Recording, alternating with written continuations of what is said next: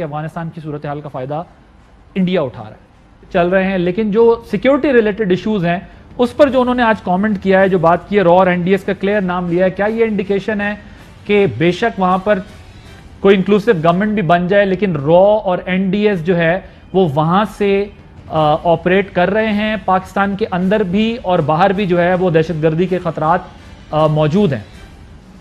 जब इंडियन ने वहाँ ट्रेनिंग की है तो आपका रिजल्ट सब दुनिया ने देख लिया, क्योंकि ना तो वो इंडियन आर्मी खुद फाइटिंग फोर्स है, ना वो इतनी ट्रेंड है। फिर वहाँ पर उनके they could not create a proper motivation for Afghan national army. और फिर उसके बाद उनको ये भी पता था कि इंडियन ट्रेन कर रहे हैं, अमेरिकन ट्रेन कर रहे हैं, बहुत फॉरेन नेशनल, वो उनके लिए मोटिवेशन नहीं थी। अगर पाकिस्तान होता, पाकिस्तान से रिलीजियस कल्चर, उसके बाद हमारे नेबरहुड, सब पश्तून नेट, बहुत ज़्यादा फ़र्क पड़ता। तो इससे बताया कि हमने कितनी, फिर यहाँ तक हमने कहा कि आपका पूरा ब्रिगेड हम इक्विप भी करेंगे, ट्रेन भी करेंगे। They did not act because NDS, रॉ influence, American influence, we all knew कि what was happening over there, और उनके क्या इंटरेस्ट थे। अब इस सूरत में पाकिस्तान ने उस वक्त तो ये भी बता दिया कि जी हमने कितना नुकसान उठ सही कि ना अगेन वी होप, क्योंकि हम तालिबान ने बड़ा क्लियर कह दिया है कि अब हम अपनी सरजमीन किसी को भी किसी के खिलाफ इस्तेमाल करने नहीं देंगे। उन्होंने यही श्योरिटी चाइना को भी दी है, ठीक, जो कि वो एक इस्लामिक ईस्टर्न तुर्कमेनिस्तान की मुहिम थी, वो थी, और लाइकवाइज अब और इसके बाद ये दे दी जी। और एक और इम्पोर्टेंट डेवलपमेंट ये है कि अब सुहेल शाहीन साहब जो तर्जुमान हैं अफगान तालिबान के, उन्होंने कहा अफगानिस्तान के मामले का जिक्र किया कि तालिबान को रिकग्नाइज किया जाए और हम करप्ट गवर्नमेंट जो है उसकी फौज नहीं लड़ती, खड़ी नहीं हो सकती। अब हमें पड़ोस की सूरत हाल पता है, अपनी सिचुएशन का भी पता है, हम किस तरह उठाएंगे, क्योंकि रॉ और एनडीएस का जब आपके डीजीआईएसपीआर बता रहे हैं तो अब हमें डिप्लोमेटिक फ्रंट पे कैसे इस बात को उठाना है कि अफगानिस्तान की सूरत हाल का फायदा इंडिया उठा रहा है। देखिए, जाहिर है कि इसमें तो एक पूरा रोल बनता है मीडिया का, हमारे मीडिया का, हमारी इंफॉर्मेशन मिनिस्ट्री का, हमारे मिनिस्ट्री ऑफ फॉरेन अफेयर्स का इन पर्टिकुलर, कि वो जो पाकिस्तान की जो पोजीशन है अफगानिस्तान के बारे में, न सिर्फ ये कि वो अफगानिस्तान की तालिबान की हुकूमत इन केस अगर बनती है, इसके अलावा हमने जो इंडिया ने और रॉ ने और एनडीएस ने मिलकर जो पाकिस्तान को डिस्टेबलाइज करने की, पाकिस्तान में जो दहशतगर्दी की एक्टिविटीज़ की हैं, उसको जो है भी एक्सपोज करना है पूरी दुनिया के सामने कि पाकिस्तान दो सरहदों पे, जो ईस्टर्न सरहद है जिस पे कि इंडिया है, और वेस्टर्न पे, तो ईस्टर्न सरहद पे तो हमारा एक ऐसा अज़ल का दुश्मन बैठा हुआ है जो कि किसी भी तरीके से हमारे मुल्क को, जब से हमारा मुल्क बना है, उससे डिस्टेबलाइज करने की कोशिश की है। तो हम चाहते हैं कि हमारी इंटरेस्ट में है कि जो हमारा जो वेस्टर्न बॉर्डर है, जो कि हमें एक्सेस देता है सेंट्रल एशिया को, और एक इमीडिएट नेबर होने की हैसियत से हम चाहते हैं कि वहाँ पे अमन हो, और उस अमन को हासिल करने के लिए जाहिर है कि हमने हर उस फोर्स को गए हैं। तो उस वक्त इंतजामिया जो थी वो अशरफ गनी की थी, और हम पूरी तरह चार्ज भी नहीं ले सके थे कि वहां से वो लोग छोड़ छोड़ के भागे हैं और जेलों से वो लोग निकल गए हैं। हम अपनी सरजमीन किसी के खिलाफ इस्तेमाल नहीं होने देंगे। ये रियल टेस्ट तो जब शुरू होगा कि जो लोग भागे हैं वो पाकिस्तान के खिलाफ अटैक करें, तो हमें पता चलेगा कि वाकई वो वहां से ऑपरेट कर रहे हैं। उनका स्टांस ये है कि हमारा थोड़ा सा ये बात ठीक है कि हम पड़ोसी हैं, उनका अमन हमारा अमन मशरूत है, हमारा बहुत बड़ा रोल है, हम उनको हेल्प कर रहे हैं, माजी है हमारा हमारा अमन मशरूत है, हमारा बहुत बड़ा रोल है, हम उनको हेल्प कर रहे हैं, माजी है हमारा एक दूसरे के साथ, वो हमें कहते रहे बुरा भला, हम उन्हें कहते रहे बुरा भला। लेकिन अमेरिका जैसा मुल्क 20 साल रहकर वहां से all of a sudden exit strategy लेता है। दुनिया अमेरिका से सवाल नहीं करेगी कि आप वहां 20 साल तक 3.5 लाख 3.25 लाख फोर्स ट्रेन करके वहां पर खुली छोड़ के आ गए।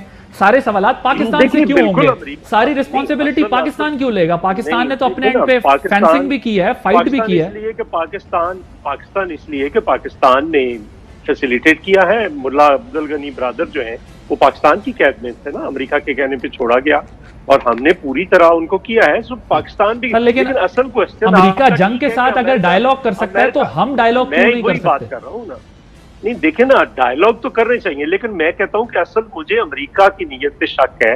ऐसे होता नहीं है। ठीक, चले मैं जरा वक्त थोड़ा टाइम एक मुझे अब जी अब मुझे 2 लाइनें कहनी। जी। अमेरिका ने वहां पे सारा कुछ छोड़ के चले गए।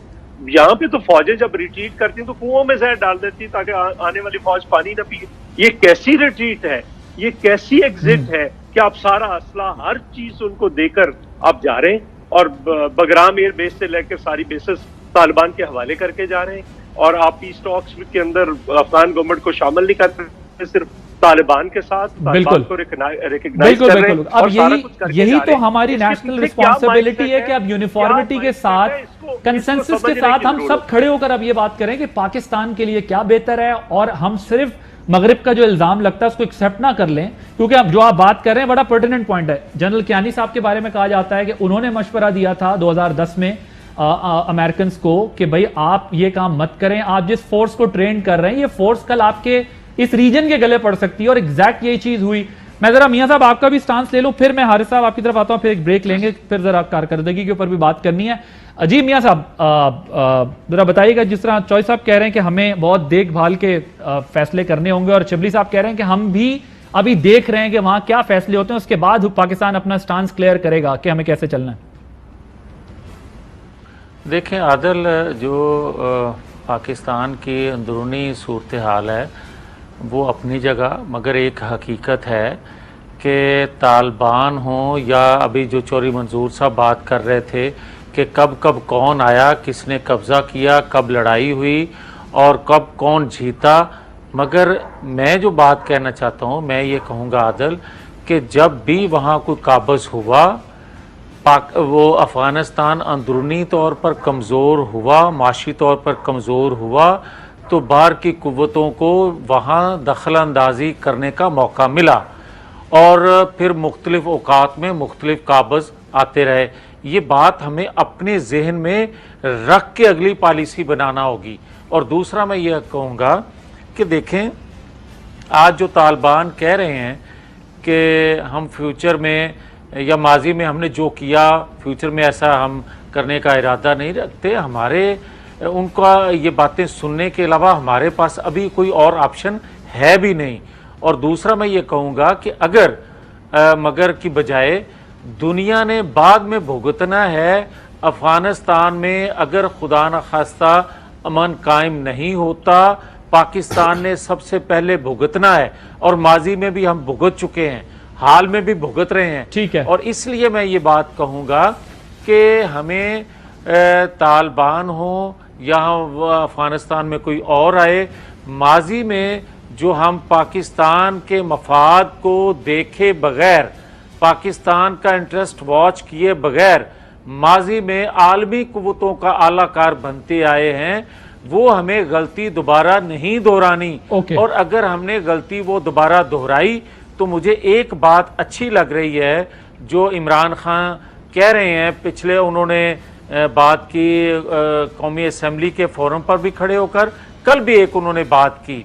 उन्होंने कहा कि माजी में जो 2 जंगें लड़ी गई हैं अफगानिस्तान में, उसमें पाकिस्तान का इंटरेस्ट नहीं था, हमने किसी की जंगें लड़ी। तो मैं ये कहूँगा कि वो अपोजिशन लीडर नहीं है, वो कंटेनर पर नहीं खड़े, वो प्राइम मिनिस्टर हैं वक्त के, जैसे भी हैं, वो इख्तलाफ हमें अपनी जगह होगा, मगर आदल क्या उस पर एक्शन, किसी की जिम्मेदारी किसी पर डालना जरूरी है या नहीं, और डालना चाहिए ताकि आइंदा ऐसी गलती ना हो सके। जनरल साहब, सुपर पावर ने 20 साल लगाए अफगानिस्तान में नेशनल आर्मी बनाने के लिए, उसके बाद उसका